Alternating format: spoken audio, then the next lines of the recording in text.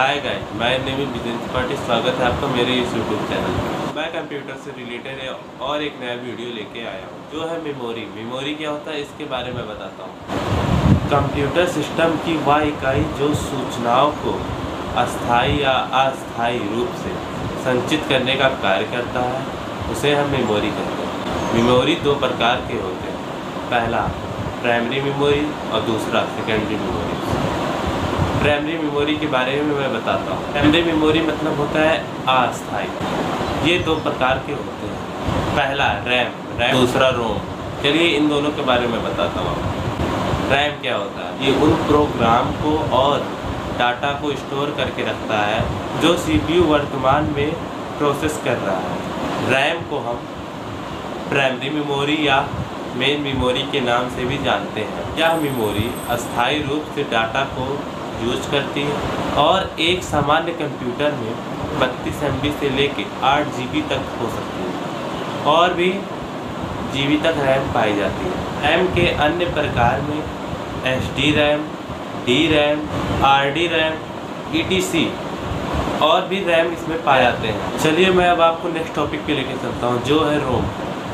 रोम का पूरा नाम रीड ओनली मेमोरी, जिसमें निर्माता द्वारा सूचनाओं को स्टोर किया जाता है और साथ ही साथ रोम चिप वोलेटाइल नहीं होता है और यह प्रयोक्ता द्वारा बदला नहीं जा सकता है और इसमें सूचनाओं तथा निर्देश को भी नहीं बदला जा सकता है। अब मैं आपको नेक्स्ट टॉपिक पे लेके चलता हूँ, कैश मेमोरी।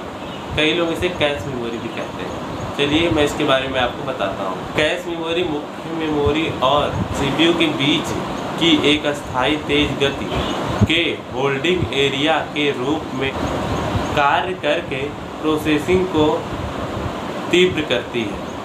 कंप्यूटर यह पता करता है कि रैम में जमा किस सूचनाओं का अधिक प्रयोग किया जाता है और उस सूचनाओं को कैश में कॉपी करता है और ज़रूरत पड़ने सीपीयू कैश से उसे हम प्राप्त कर सकते हैं।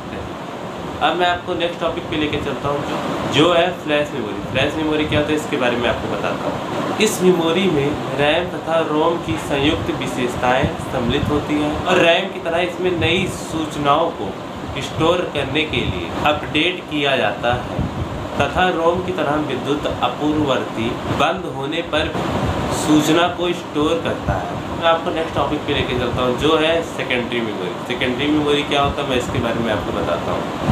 कंप्यूटर की सभी data storage device secondary memory के अंदर आते हैं। अब मैं आपको नेक्स्ट टॉपिक पे लेके चलता हूँ जो है HDD। क्या मैं इसके बारे में आपको बताता हूँ। यह कंप्यूटर की परमानेंट मेमोरी होती है। यदि किसी भी प्रकार के डाटा या इंफॉर्मेशन को स्टोर किया जाता है तो उसे बढ़ाया और सुधारा जा सकता है। इसका डाटा तब तक सुरक्षित होता है जब तक कि इसके डाटा को हम स्वयं न मिटा दें, तब तक ये सुरक्षित रहता है। HDD का पूरा नाम हार्ड डिस्क ड्राइव होता है और इसकी डाटा स्टोरेज क्षमता 1 TB तक होती है तथा इससे ज़्यादा भी पाई जाती है, लेकिन मैक्सिमम 1 TB तक पाई जाती है। अब मैं आपको नेक्स्ट टॉपिक पे लेके चलता हूँ जो है CD का पूरा नाम होता है कॉम्पैक्ट डिस्क। कॉम्पैक्ट डिस्क क्या होता है मैं इसके बारे में आपको बताता हूँ। इस पर डाटा को लेजर की माध्यम से रीड एंड राइट किया जाता है और ये प्लास्टिक के गोल प्लेट होते हैं और इनकी डाटा स्टोरेज क्षमता 700 MB होती है। अब मैं आपको नेक्स्ट टॉपिक बताता हूँ जो है DVD का पूरा नाम डिजिटल डिस्क होता है। चलिए मैं इसके बारे में आपको बताता हूँ। यह भी CD की भांति एक गोल प्लास्टिक की प्लेट होती है।